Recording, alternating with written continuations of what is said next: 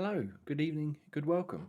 I'm Jamie from Xbox Tavern, and I've just got finished watching the Xbox Business Update. Very important event everybody's been looking forward to for the last couple of weeks. And I just want to record some thoughts and opinions based off of what they said, or what they didn't say, or what they kind of wangled their way around.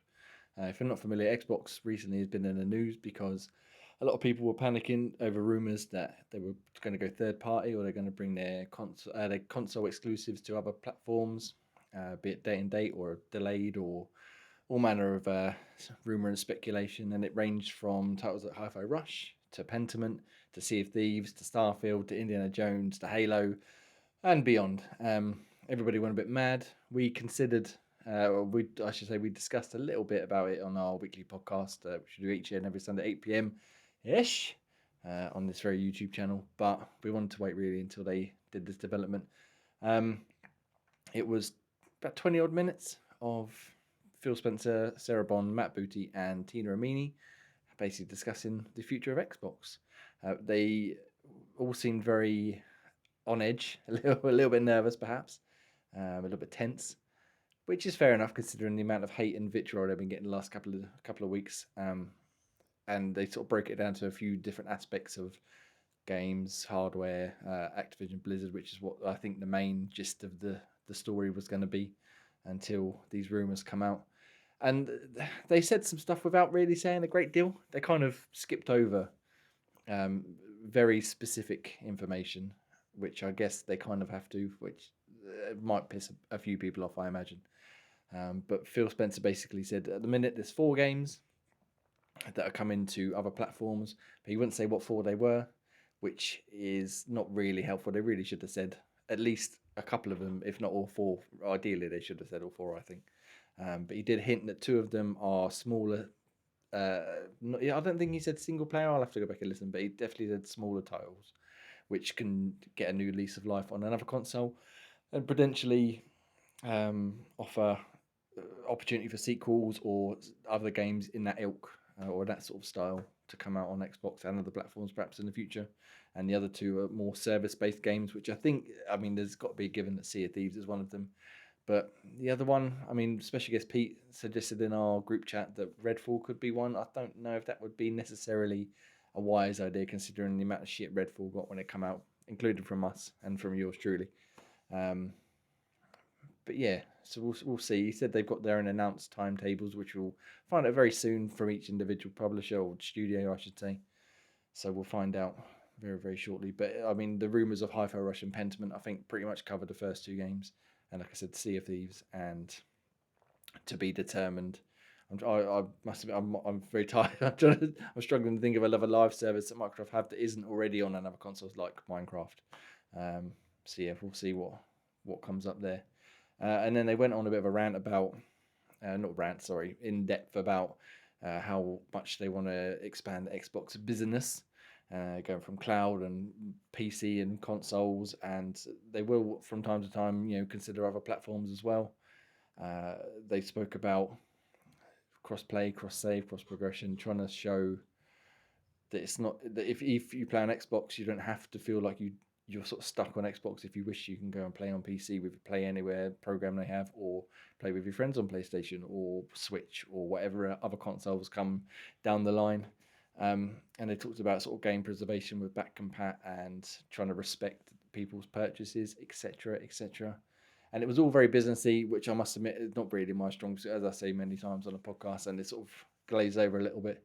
But they did talk about 2 very interesting parts, which I think will get a few headlines.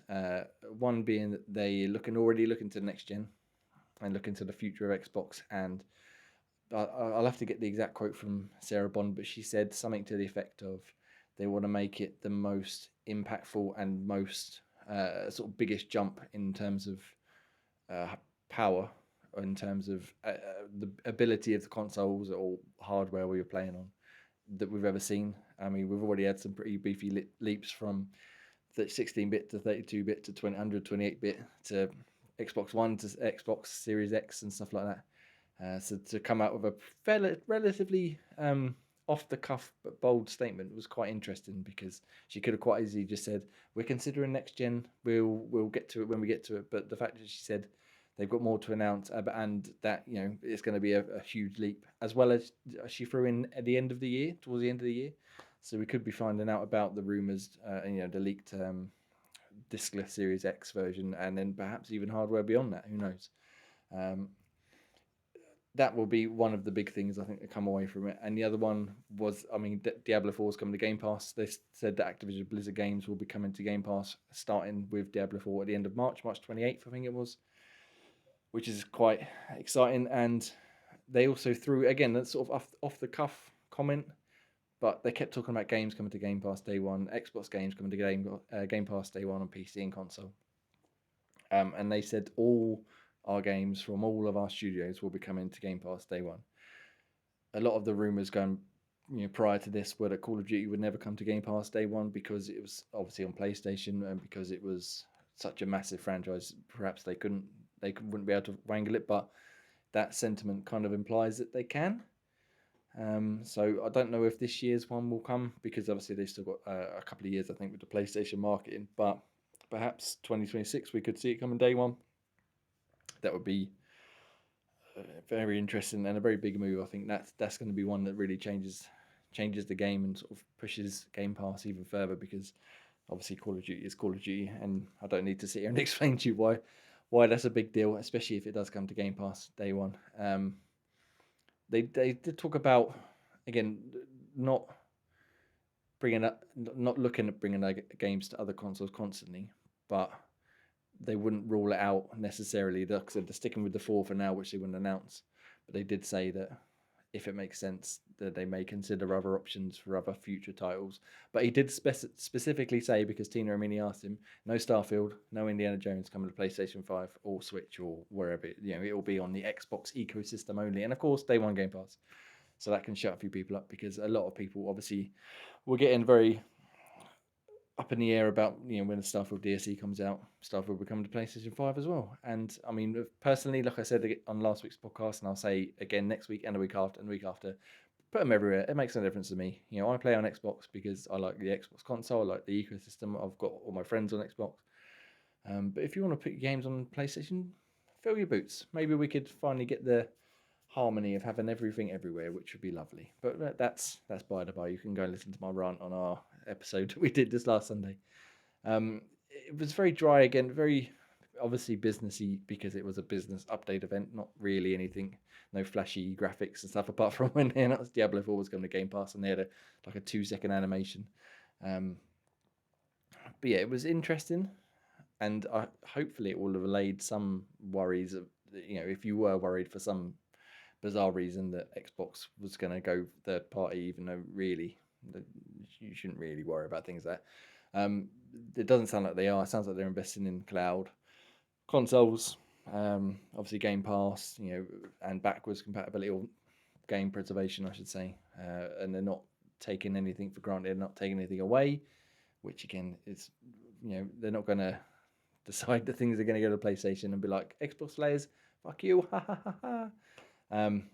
Yeah, it was interesting, but I do feel like they should have had a little bit more information, at least name the games or give us an idea of when we can find out when the games are going to come. They did say about a June showcase, which they are going to announce some new games at, some things beyond what we already know for this year, like Indiana Jones and Hellblade and excuse me, and Avowed and Ara History Untold. So maybe we'll get a better look at Fable there, maybe Gears. Come on, please, Gears. And many other titles, I'm sure. But yeah, they could really have done with at least announcing one game and saying, look, the rumors are true. Hi-Fi Rush is coming to Switch and PlayStation, and it's out now. Crazy. That would have been good, and I think they would have got a bit of goodwill for that as well, to be like, there you go, here's a game, and people can play what is a great game. I speak to Millie Man Ian on the podcast. He absolutely loved it. I think he probably 1000G. You know what he's like. But yeah, they didn't announce it, although they did again say we would find out information soon-ish. So we'll see what happens from that. Yeah, it was good. but just lacking on real fine details. Although they did constantly reaffirm their commitment to Xbox and the hardware and the platform and the services and the games, etc., etc.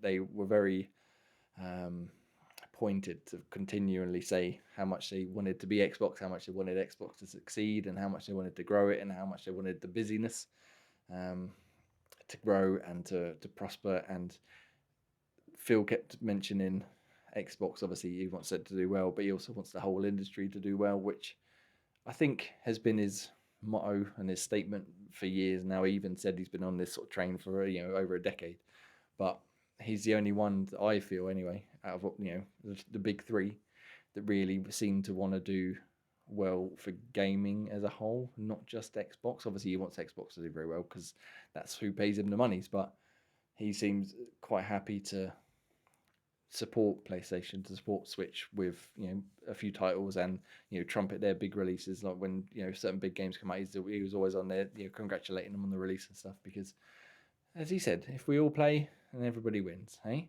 And that's what we want. We want everybody to win, and we want everybody to play, and everybody to be nice to each other. Hashtag be nice, you cunts. Right. There wasn't really much else to say other than that. Again, I literally just finished watching it, so I'll marinate it over the next few days. Maybe I'll remember or change my tune on a few things once I've sat down and went, hang on, actually, what they said was a bit nonsense. But for now, I thought it was a good event, a good little 20-minute show for them to say, look, we're Xbox, we're here, we're proud, we're going to be here forever, and we've got new things coming with some very offhanded comments, like I said, like new hardware, June showcase, and all games coming to Game Pass, including everyone in their portfolio, which includes, like I said, Call of Duty, which will be pretty massive. So let us know your thoughts on the Xbox showcase down below. Hit us up on X or Twitter, whatever you want to call it, at Xbox Tavern. Go to xboxtavern.com for all of our written reviews and opinion pieces. And come back here on youtube.com/Xbox Tavern Official every Sunday at 8 p.m. The other guys normally do the ish, but I have to do it now. Ish! For our weekly podcast, which we do, which is a lot of fun. And then you can become a member of our channel if you'd like. Little as £1 a month, you can see some of our After Dark. Some of them are up there now, where we just chat nonsense outside of gaming, or sometimes to do with gaming. Depends on what the mood takes us. And come over, say hello, and let us know again your thoughts on the showcase, on the event, or on gaming as a whole. What games you like, what games you don't like, and whether you'd like to see them continue to bring their games to other formats. Like I said, personally for me, it makes no odds to me. But I'm very lucky. I've got all the consoles, and it makes it's a very privileged position to be in. Some people are not so privileged, which is why I understand the some of the upset, but some of the outrage was a bit was way beyond what was needed. But that is the internet. The internet is going to internet, and I am going to go and play some video games right now. So thank you very much for watching. Let us know again what you thought of the event, and hopefully I will see you this Sunday. Goodbye, farewell, and be good to each other.